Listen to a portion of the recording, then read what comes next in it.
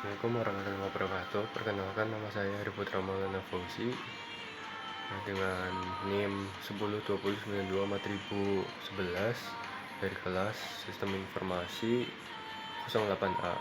Jadi kali ini saya akan menjelaskan tugas UTS yang sudah saya kerjakan sendiri.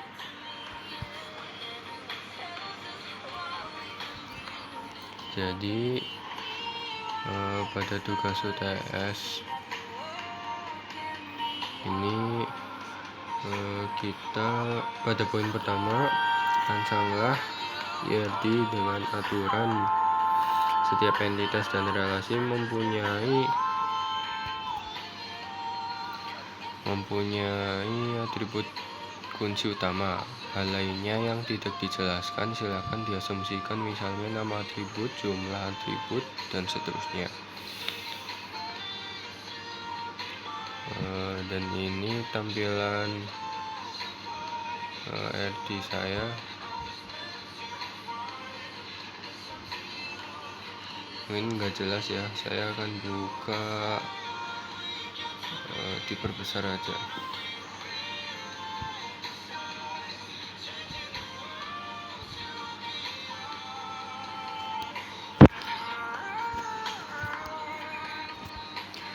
Jadi saya membuat 6 entitas dan 4 relasi. Entitas yang pertama itu pasien, entitas kedua transaksi, entitas ketiga detail transaksi, habis itu jenis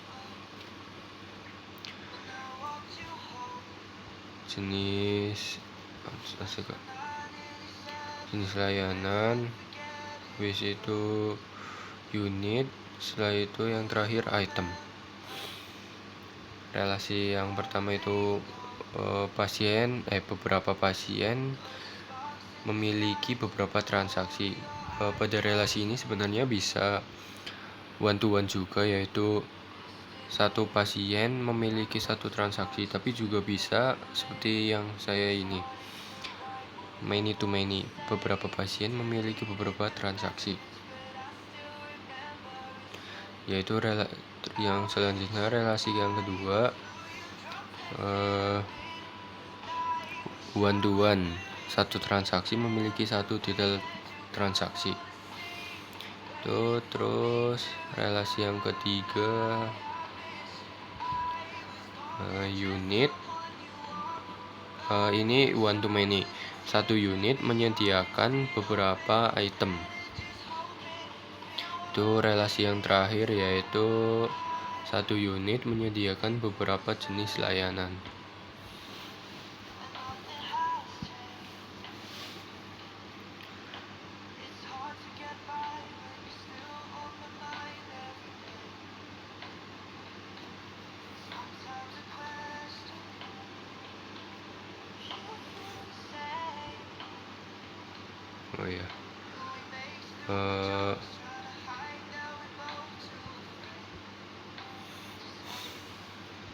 Di entitas pasien itu primary key-nya ID pasien, atributnya ada nama pasien, usia pasien, sama jenis kelamin. Di entitas transaksi primary key-nya ini ID transaksi, saya lupa di garis miring. Terus ada atribut tanggal transaksi, ID pasien. ID pasien ini foreign key dari entitas pasien. Dan ada atribut total biaya.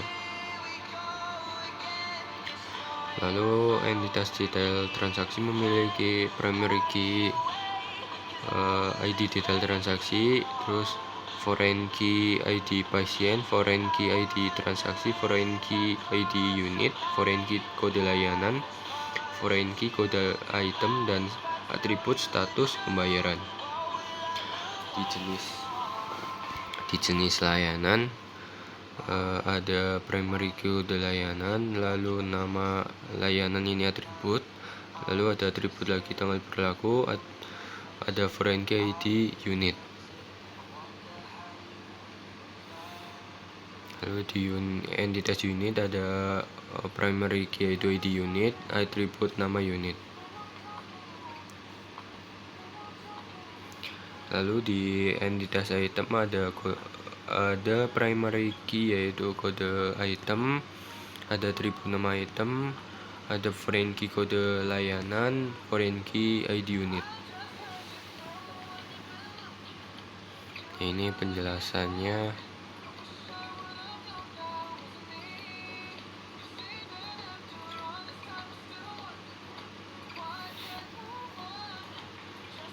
Setelah itu di poin B, transformasikan ERD di atas menjadi relational model.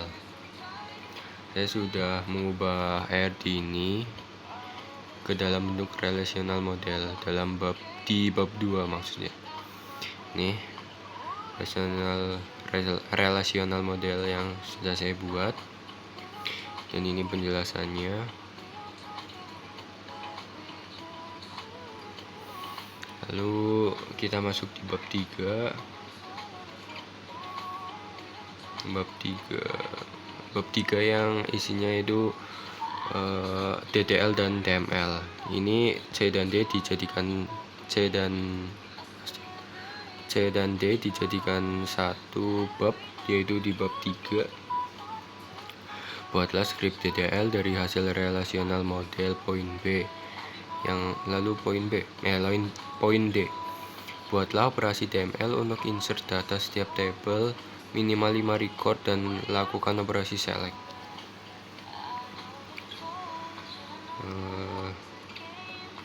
Ini history MySQL saya. Coba dari awal ya. Nah, detail pertama, saya membuat tabel pasien. Kenapa belakang nama entitas itu ada 011, ini juga 011, terus ini 011 juga, 011 juga. Itu dikarenakan di halaman UTS yang ini note tambahkan 3 digit terakhir NIM di setiap entitas atau table. Misalnya NIM mahasiswa adalah NIM saya saja ya, 10 20 92 4011. Kalau diambil 3 digit terakhir yaitu 011. Entitas atau table pasien menjadi pasien 123 ini diambil dari ini. Kalau saya berarti pasien 011. Nah, ini pasien 011. Ininya di belakang nama entitas atau tabel dikasih 3 digit NIM kita. Oke.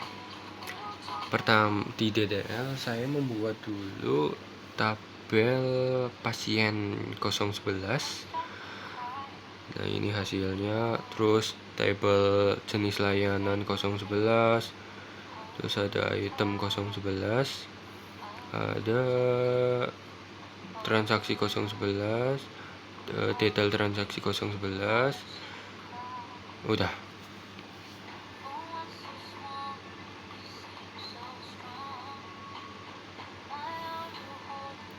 Kalau create table itu masih gampang karena kayak gini doang, create table terus langsung fieldnya. Untuk tampilannya sebenarnya nggak ada primary key, cuman saya nambahin dulu di sini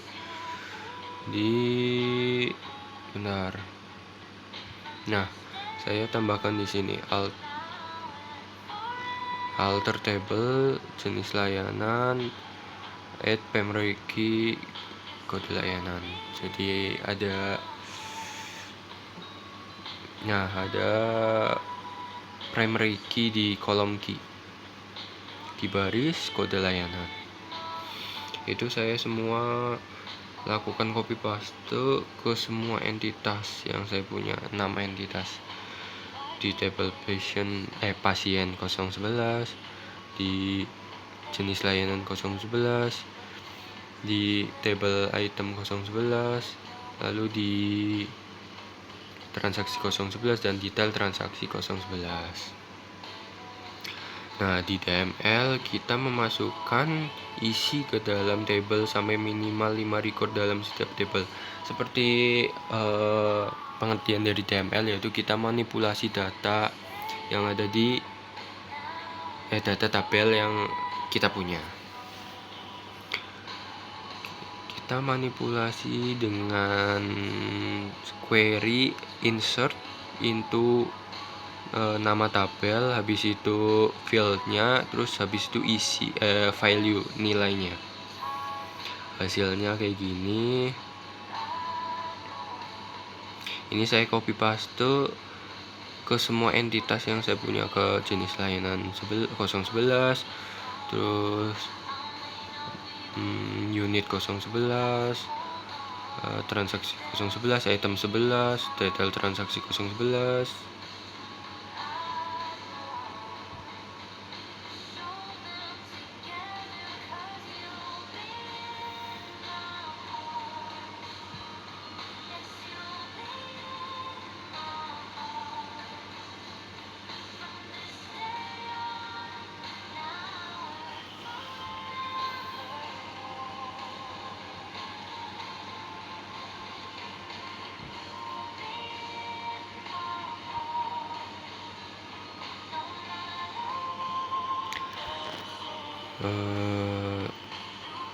Jelasin apa lagi ya?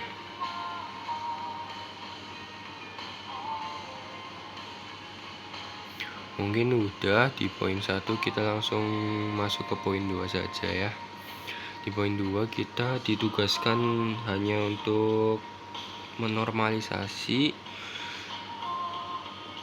tabel yang ini, karena ini masih normal, jadi kita menormalisasikan. Sepengetahuan saya, yang saya bisa hanya sampai sini saja. Kan ini data awal yang di lembar UTS, dan ini jawaban dari pendekatan normalisasi 1.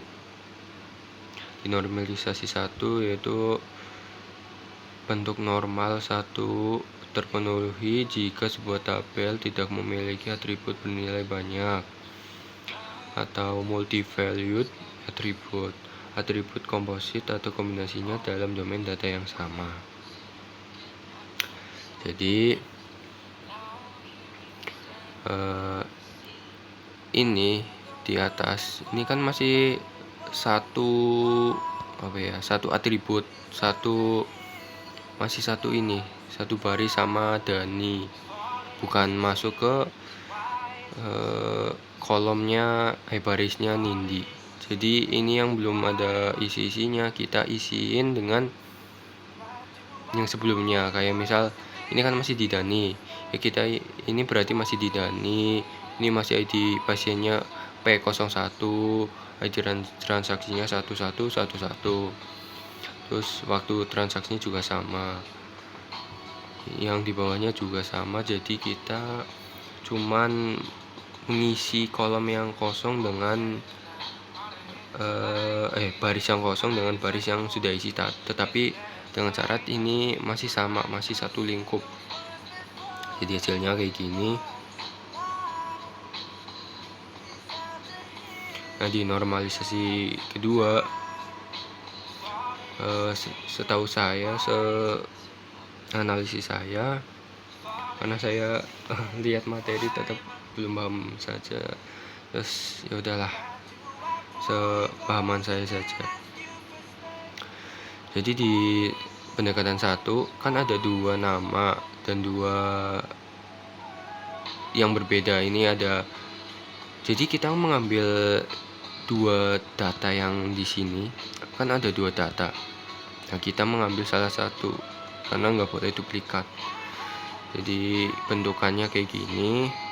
ID pasien, nama pasien ada 2. Lalu ada transaksi, ID pasien, waktu transaksi. Ada ID layanan, nama layanan, biaya layanan.